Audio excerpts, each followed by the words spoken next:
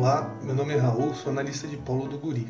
Olá, guris, tudo bem? Meu nome é Alejandro e sou analista de polos do programa Guri. Hoje traremos uma nova atividade para você. Convidamos você a conhecer um fenômeno da cultura nas periferias. A literatura marginal ou literatura periférica. Você conhece? Saiba de onde surgiu e onde encontrar esse fenômeno. Como ela pode contribuir para uma sociedade mais justa e humana? E para iniciar esse nosso vídeo de atividade cultural, o Leandro ele fez uma apresentação que tem tudo a ver com o tema que a gente trouxe aqui para vocês, que é a literatura marginal. Vamos lá? Super-homem que incentiva a viagem do pivete, uma delas com zumbi, lampião lá no Nordeste, eu sou a fúria. Antônio Conselheiro, sou Lamarca, Luiz Gama, sou Zapata, sou guerreiro, sou vida de sociedade, sou rap nacional, apresento pra você literatura marginal. Super-homem que incentiva a viagem do pivete, sou Mandela, sou zumbi, lampião lá no Nordeste, eu sou a fúria. Antônio Conselheiro, sou Lamarca, Luiz Gama, sou Zapata, sou guerreiro, sou viagem de sociedade, sou rap nacional, apresento pra você literatura marginal.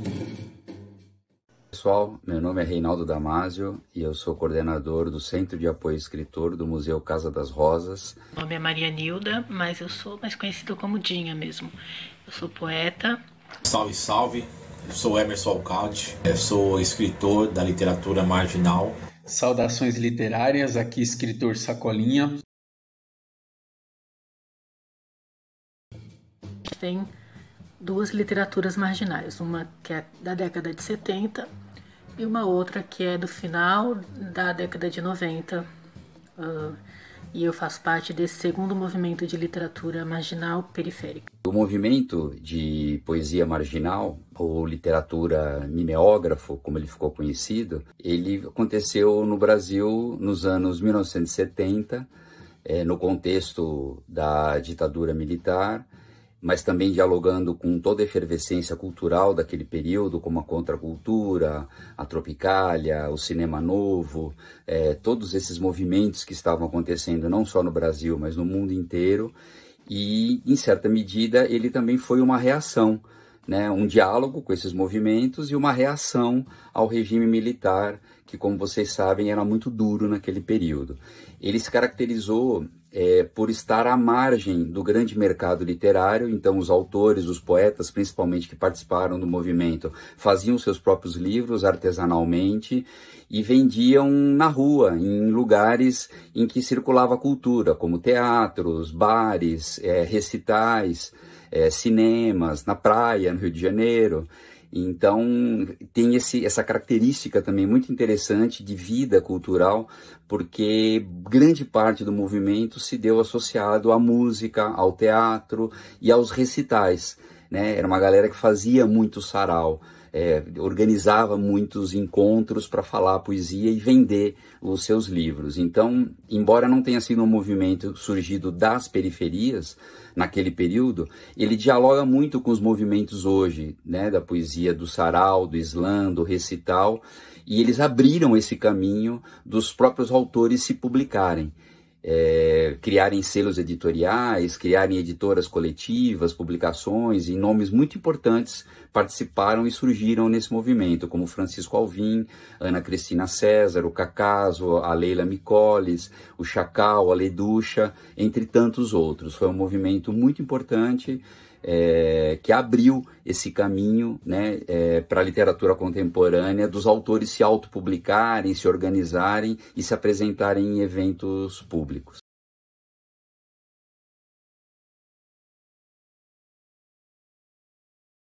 Mais recentemente a gente teve, depois, né, dessa literatura, dessa primeira literatura marginal, a gente teve essa literatura marginal que existe hoje, que também é chamada de literatura periférica, né? Ela foi difundida muito pelo Ferrez, né? Através das edições da Caros Amigos, edição especial da Caros Amigos, Literatura Marginal, onde ele convidou vários autores de periferia, inclusive eu, para escrever, para publicar textos periféricos, né? Vou chamar geralmente de literatura periférica mesmo, porque a literatura marginal ela sempre provoca essa necessidade de situar no tempo. Então, se eu falo de literatura marginal, as pessoas podem se confundir com a da década de 70, que era produzida por autores e autoras que não necessariamente eram pobres ou viviam na periferia.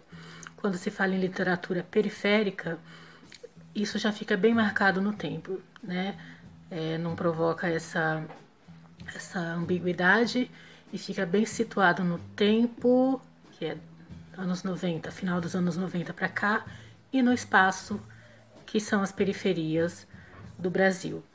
A literatura marginal é uma literatura produzida por moradores de regiões periféricas, né? Ou em regiões que são centrais, porém em bolsões de pobrezas.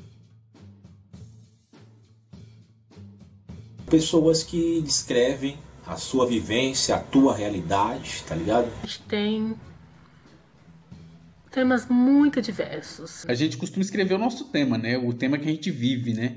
Sempre depende muito de quem está fazendo, mas acho que a questão principal não são os temas, porque os temas, em geral, são os temas que têm relação com a nossa vida, né? De pessoas moradoras da periferia. Acho que o mais importante que o tema são as características, né?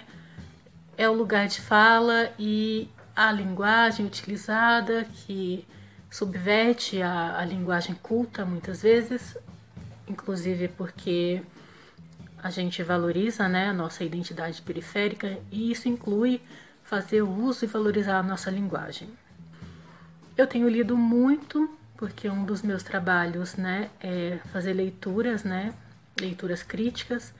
Então, o que tem me inspirado são esses livros mesmo que eu tenho lido, porque é como uma bola de neve. Quanto mais a gente lê e escreve, mais a gente tem condições de ler e escrever. Então, eu tenho sido muito influenciada pelas minhas próprias leituras. Então a gente escreve a periferia, a gente escreve a negritude, a gente escreve o machismo, o feminismo, a gente escreve a nossa dor, né? Também a gente escreve a nossa felicidade, o nosso amor. Esses são os temas que nos afligem, né? E que de um certo modo nos tocam também. Então a gente resolve escrever sobre isso, né? Costumo me inspirar naquilo que me rodeia, né? Eu costumo me inspirar na minha vida, né? No meu vizinho, na minha rua, nas caminhadas matinais que eu faço. Mas também eu me inspiro muito para escrever naquilo que eu leio, né? Eu procuro ler sempre 3 livros ao mesmo tempo. Então eu leio um livro de filosofia, leio um livro de ficção e leio algum livro com qualquer outro tema aí que não tem muito a ver com o meu dia a dia, né? Na literatura marginal, você fala com as suas palavras, do seu jeito, contando a sua vida ou a vida das pessoas que estão ao seu redor. Fora isso, são os temas de sempre mesmo. A angústia, né? De viver nesse mundo. O nosso cotidiano, que não é muito fácil. As violências, né? Que a gente sofre. Sejam elas na carne, na nossa própria carne, seja na carne alheia, porque violência é algo que, se acontece do nosso lado, de certa forma ela nos atinge. Se ela não atingir fisicamente, ela atinge psiquicamente. Isso que marca a literatura marginal. A gente tem, inicialmente, como representante desse tipo de literatura, né, Carolina Maria de Jesus, né, que eu considero a minha mãe, né, na literatura. Ela que escreveu, entre vários livros, um livro muito conhecido no mundo todo, que é O Quarto de Despejo Diário de uma Favelada. Depois nós tivemos também Plínio Marcos, João Antônio, Paulo Lins, né, e aí na sequência Ferrez. As referências da literatura marginal são Carolina Maria de Jesus, Ferrez, Sérgio Vaz, Dinha, Elisandra Souza, Giovanni Martins, Gessé Andarilho. Essas são algumas pessoas aí que fazem parte da literatura marginal. Os temas abordados são racismo, o machismo, o preconceito social, de você morar na periferia e ser discriminado por isso. a literatura coloca dessa maneira, coloca que não é errado ser dos grupos minoritários. Bom, eu me inspiro na realidade, busco observar ao meu redor, onde eu vivo. Atualmente eu moro na Coab 1, Arthur Alvim, mas eu sempre morei no Cangaíba, também Zona Leste. Então, observando ali as desigualdades, os preconceitos, as histórias, eu passei a escrever isto.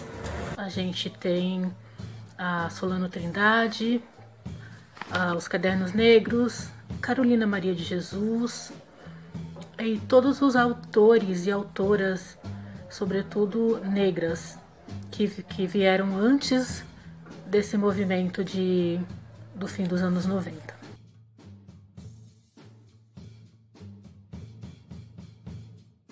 Eu sou resultado da leitura de literatura marginal. Eu comecei a ler para passar o tempo no trem. Eu era cobrador de lotação em Itaquera, zona leste de São Paulo. Então eu saía de Suzano às 3h30 da manhã, né, de bicicleta até a estação de trem, pulava o muro da estação de trem e assim que eu entrava no trem, eu ia lendo, né, até Itaquera e voltava para casa lendo. Só que eu estava lendo para passar o tempo, né? Eram livros da coleção Vagalume, né, da editora Ática. Então eu lia para passar o tempo, até que eu descobri Diário do Detento, do Jocenir, Cidade de Deus, do Paulo Lins, e percebi que ler era muito mais do que passatempo, né? Que ler empoderava, né? Hoje a gente ouve muito falar da palavra empoderamento, mas em 2002, quando eu comecei a ler, eu já comecei a ser empoderado pela leitura, né? A literatura marginal, periférica, ela tem uma importância bastante grande no incentivo à leitura dentro das periferias.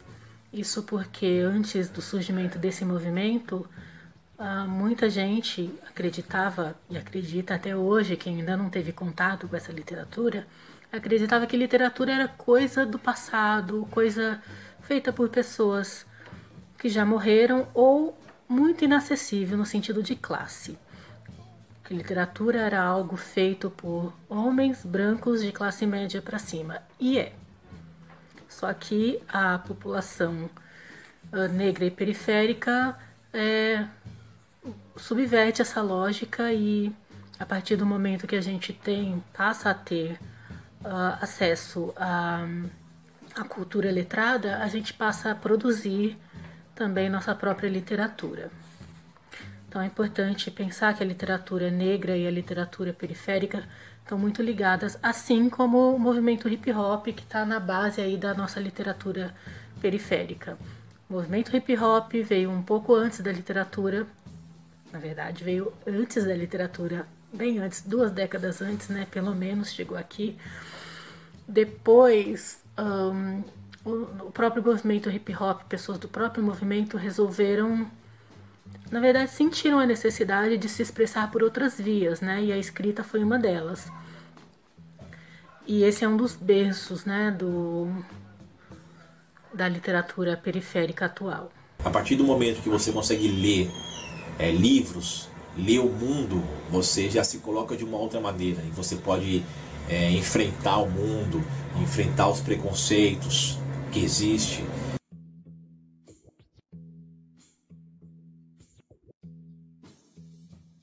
Bom, ela empodera as pessoas, né? A literatura marginal, ela possibilita que pessoas que estão ali à margem da sociedade possam se ver enquanto uma pessoa que tem a sua importância. Então, por si só, já é algo representativo e que pode transformar a sociedade. Ora, eu sou resultado da literatura marginal, né? Então eu comecei a ler por conta da literatura marginal, né? Comecei a me interessar nesse sentido. Na sequência eu comecei a escrever, porque tudo que eu li eu não tinha com quem conversar. 2002 era uma época em que a gente não tinha pessoas lendo na periferia, né? E quando tinham, essas pessoas não apareciam, essas pessoas se escondiam, porque era uma coisa ruim ser leitor na periferia, né? Em 2002. Então de tanto eu ler, eu não tinha com quem conversar, eu comecei a escrever. Desse modo, eu me tornei o que eu sou hoje, né? Bom, Eu faço parte do coletivo Islã da Guilhermina, um evento que acontece toda última sexta-feira do mês, ao lado da estação Guilhermina Esperança, sempre muito cheio, com poetas de várias localidades da cidade e da região metropolitana. E agora nós estamos fazendo o Islã virtual, né? E isso possibilita que poetas de outras regiões possam participar. Então estamos fazendo Islã online, tem poetas de Ceará, da Bahia, do Espírito Santo, de Porto Alegre e até mesmo de outros países que falam português, como Moçambique e Angola. As atividades presenciais, infelizmente, pararam, né?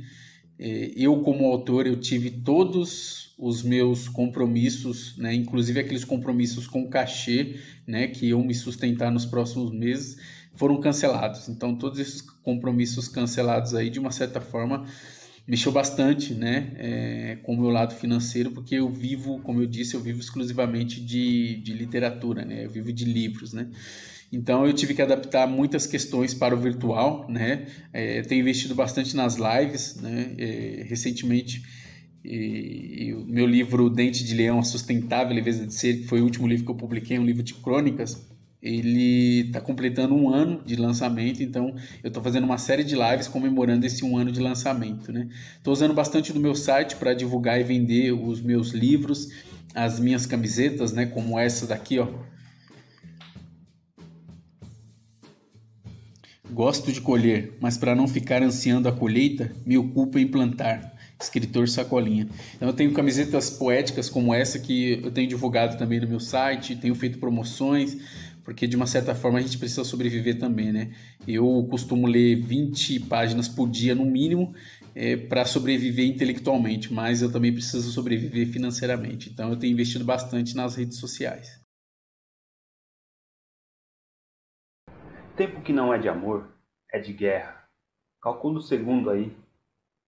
Cronista da angústia, ele espera, os dentes cravados na fera, o fim desse tempo sem fim. Cronista da angústia, há segredos que só o teu corpo entendeu. A chave de fenda na língua, o corpo jogado na esquina, a tua lista do 100. Cronista do amor, tua angústia precisa ancorar estratégia para todo o futuro existir. E a vida fermenta os sentidos, olho por olho, gente por gente, marfim por marfim. E aí, curtiu o nosso vídeo de atividade cultural? Caso você não conheça alguma autora ou algum autor que aparece ou que é citado aqui no nosso vídeo, você pode pesquisar, porque eu tenho certeza que você vai curtir algum ou algumas. Beleza? Gente, importante é uma coisa, literatura é um direito humano e a literatura está em todas as partes. Então, para finalizar aqui a nossa atividade, a gente vai propor o seguinte, que você olhe para o seu bairro, para que você olhe para as pessoas que estão nas ruas, que estão nos pontos de ônibus, que perambulam aí pelas comunidades onde você vive, por onde você passa, e que você registre por meio de uma poesia, por meio de um conto, aquilo que você está vendo, certo? Caso aí você não se sinta à vontade e de maneira nenhuma escrevendo, você pode registrar com alguma outra linguagem que você domine melhor. Desenhando, por exemplo, né, pintando, ou através de uma música mesmo, que registre de alguma dessas formas e compartilhe com a gente, se você quiser. Fica aí o desafio e o agradecimento também. Valeu!